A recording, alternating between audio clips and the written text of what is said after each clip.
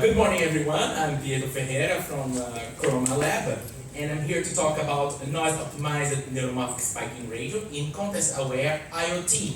And when you think, the first thing that you think about artificial intelligence is natural intelligence. Natural intelligence means about neurons, cells that you have in a living being that conduct ions outside of this neuron to inside this neuron. And this ion conduction, it becomes a current conduction, and we're trying to modelize this with computers, with the software solutions. And when we talk about artificial intelligence, the software solutions are made binary based and mostly in von Neumann computer. You probably used to know this kind of things, that you have this bubble when you sum the inputs and then you use some nonlinear function, like here in a hyperbolic tangent. And you use this in a neural network with many layers, some hidden layers, and trying to modelize a nonlinear system. So, and when you move to electronics, what you want to do is to implement this artificial intelligence on hardware. To do that, let's start understand what research is doing in cloud computing. You probably have heard, we have a lot of achievements in deep neural networks, not like ChatGPT. And we have many process capabilities which requires big data centers, which requires a lot of power consumption. It's in fact easy to use, and nowadays every student on graduate level could use it and could do your own AI using cloud computing.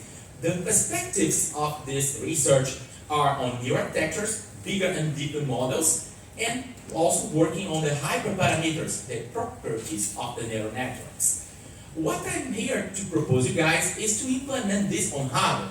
What I mean to implement it on hardware, I also means to reduce power consumption and to improve the portability.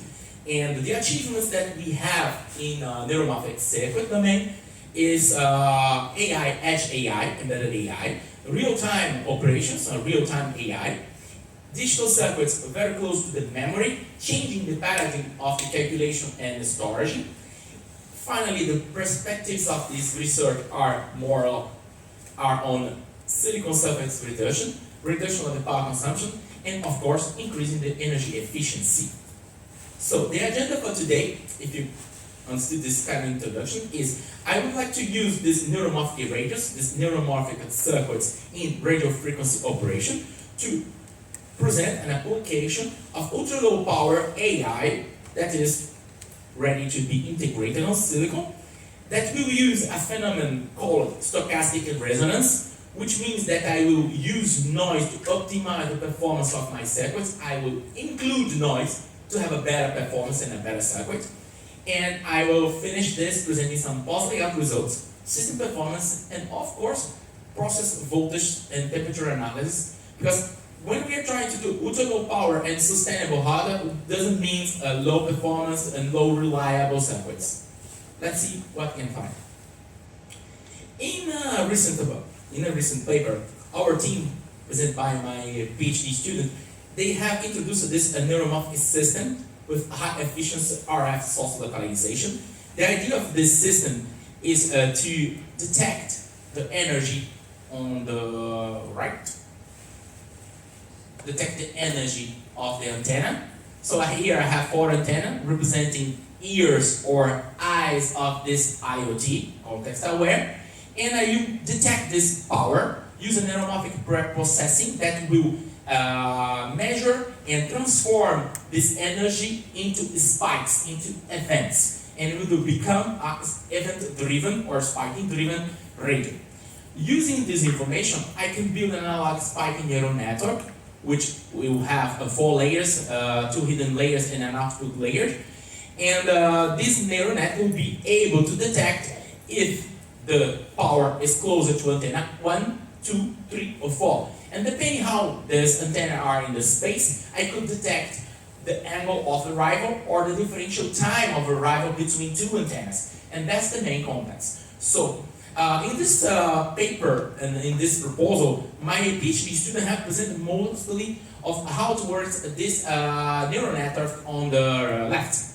And in this paper, I will try to introduce you another way to see this neuromorphic preprocessing on the right. To do so, I will hold myself in a previous paper that I did with my undergrad student, which we were looking for a biomimetical behavior for a neuron.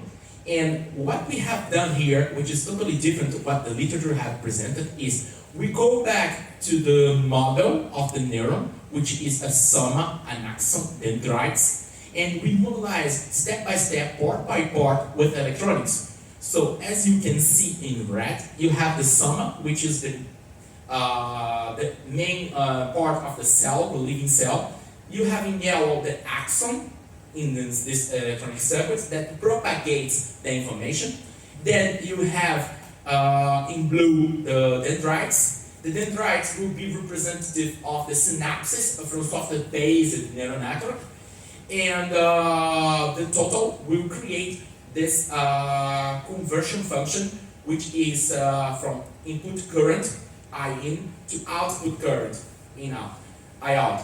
And what we can see is depending if we are on the red curve, on the right, or on the blue curve, I have a behavior that is a neuron that is excited or inhibition.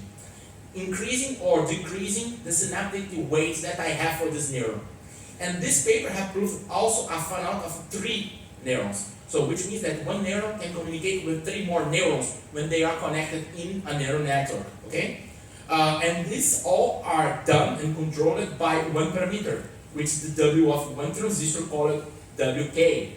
So if I increase the W, I have inhibition. If I decrease the W, I have excitation. And the result as shown in the bottom of this slide. It's a very small footprint, 10 by 10, almost 10 by 10 layout. This size is actually independent of the W size, because if I increase the W, I just increase the number of fingers. And I have space here. So this slide actually is showing a W of 5.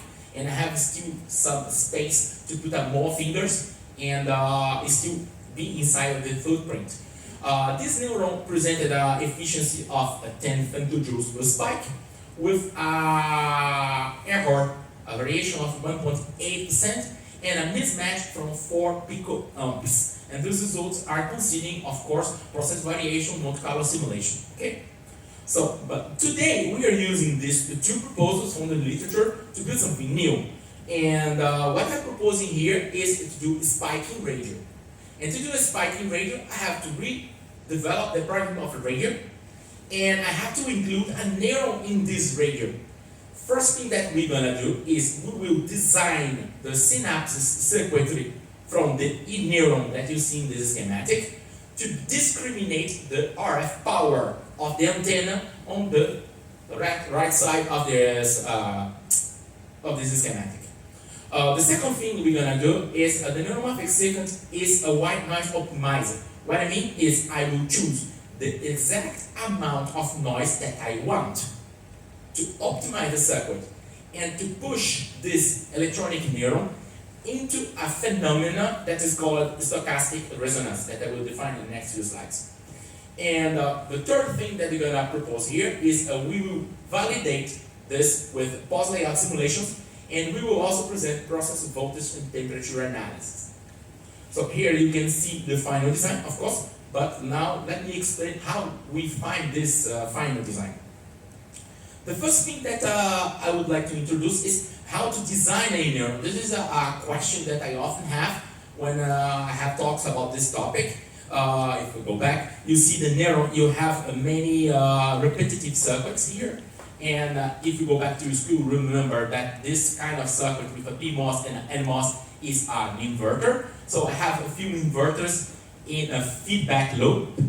And the first thing that you have to know is it is not an inverter. This is the first big mistake when you're trying to design eNeurons. Why it's not an inverter? Because if you want to do an eNeuron, you want to think that this inverter is actually in weak inversion bias.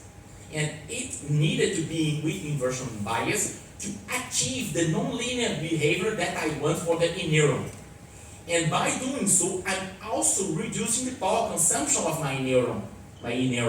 which will lead me to a sustainable solution of cloud computing into hardware on AI, embedded AI. The second thing that you have to learn how to use and be ready to use is know some advanced models like a unified current control model or the GM over ID methodology.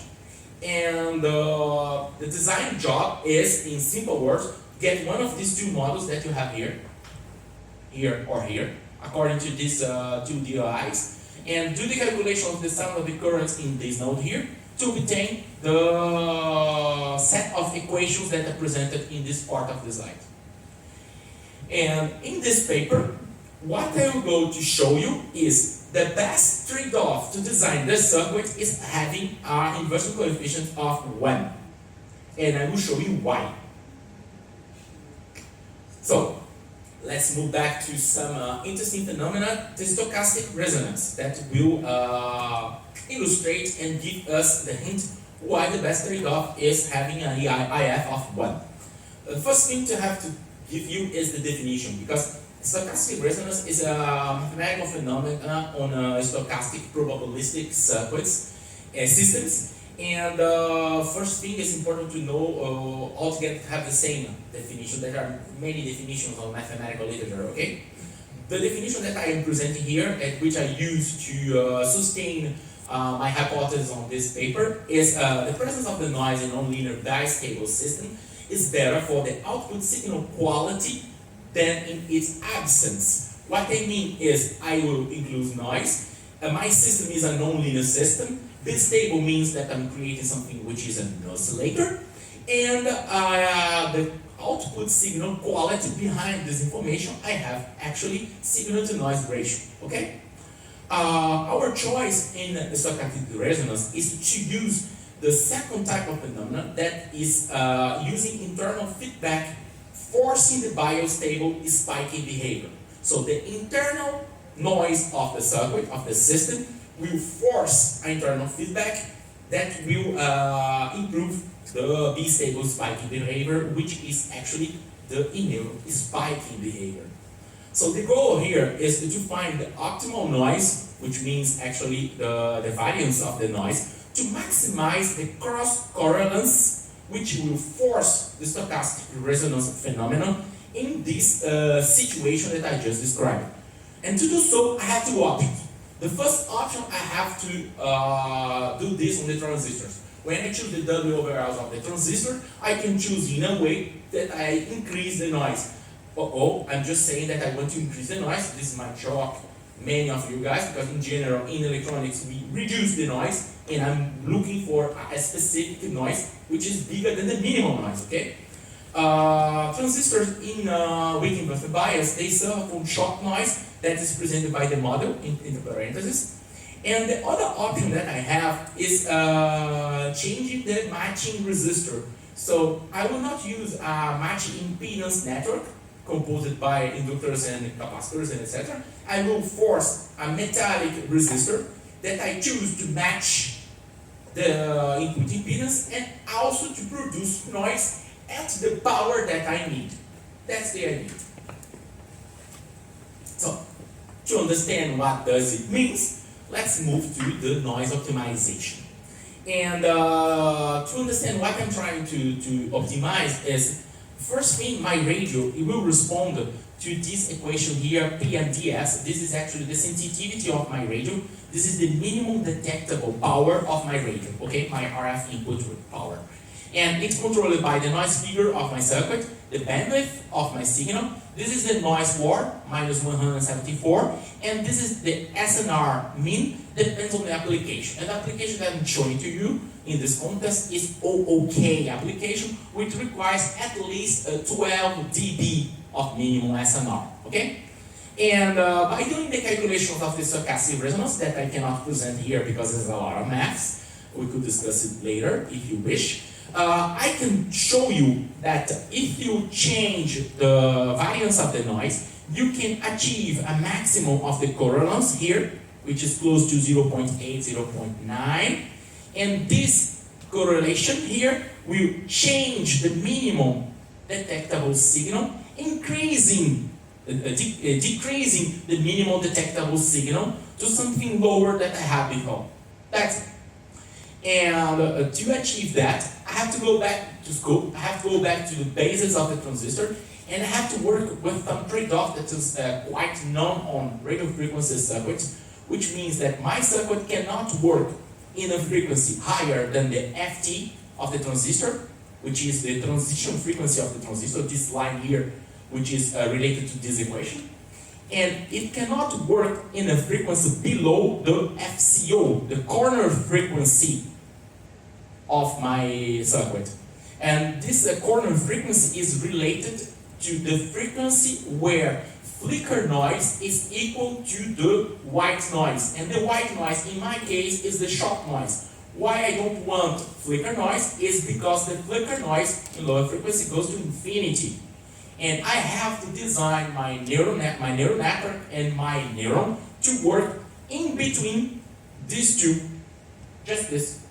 Just be aware in this graphic to have better view. I changed the scale. The FCO is in kilohertz and the FT is in megahertz. So I have to create something between few kilohertz to few megahertz that will be in the middle of these two curves.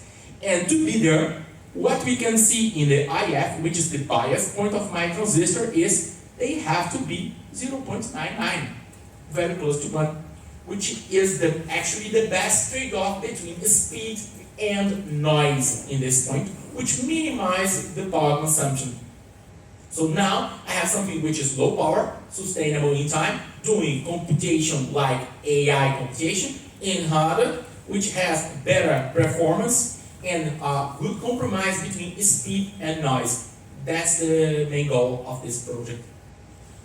So to present the results to you, here you have the pose layout of the full radio, including the envelope detector and the eNeuron. It achieves between 16 to 17 micrometers area. I have power consumption of 33 nanowatts. The matching impedance, which is actually a metallic resistor, achieves the good results between 0 to 10 gigahertz, which is very easy to do.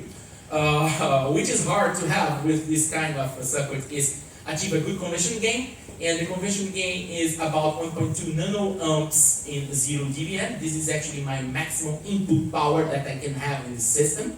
Okay? My noise figure is about 8 dB, which is bad because I increased the noise above the minimum to achieve a variance of noise of 6.9 10 powers minus 24 amps or mass square.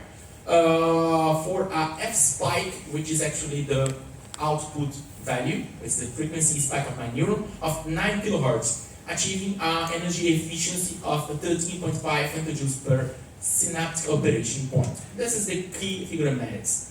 This means that I will push my PMDS, which was around minus 20 issues, to minus 31 dB. You can see my sensitivity by the crossings between the green and the blue line here, okay?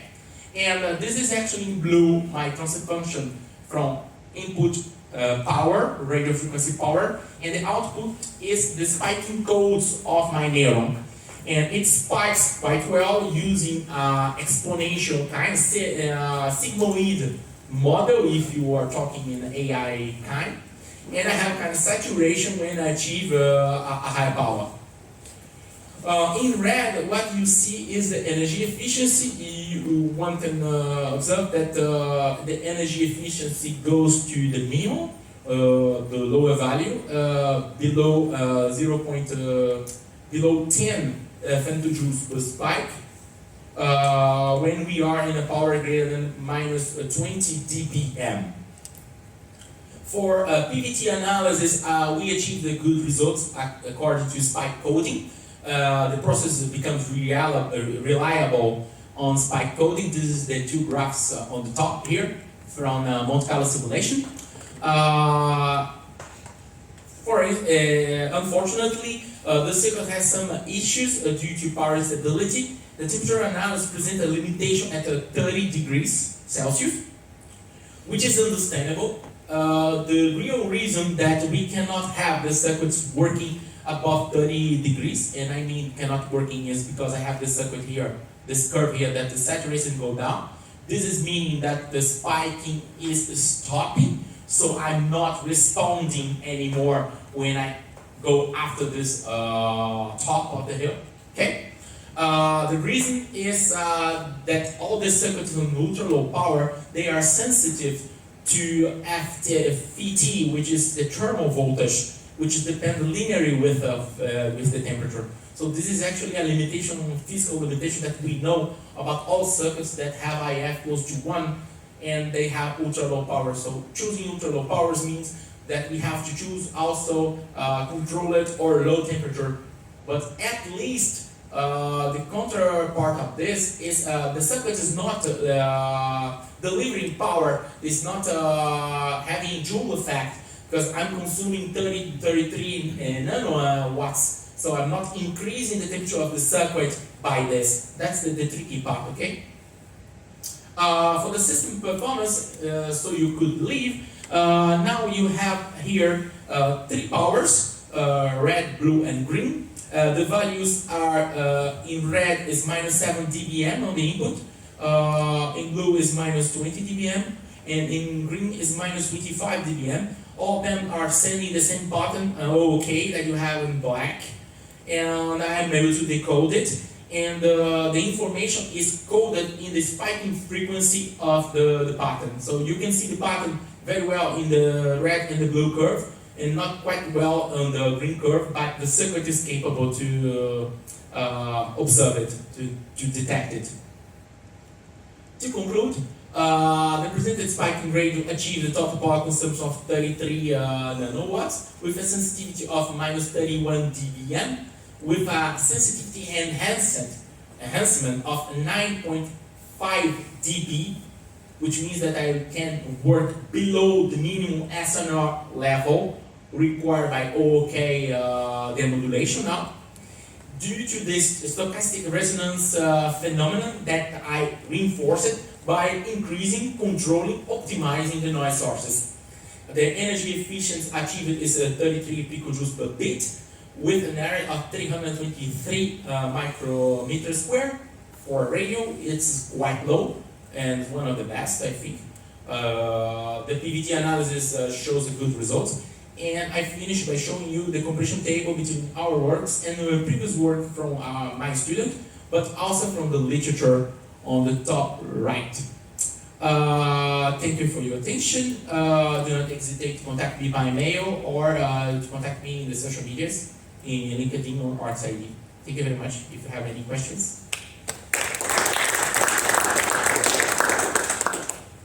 Thank you, Keiko. Is there any question? Maybe I have one.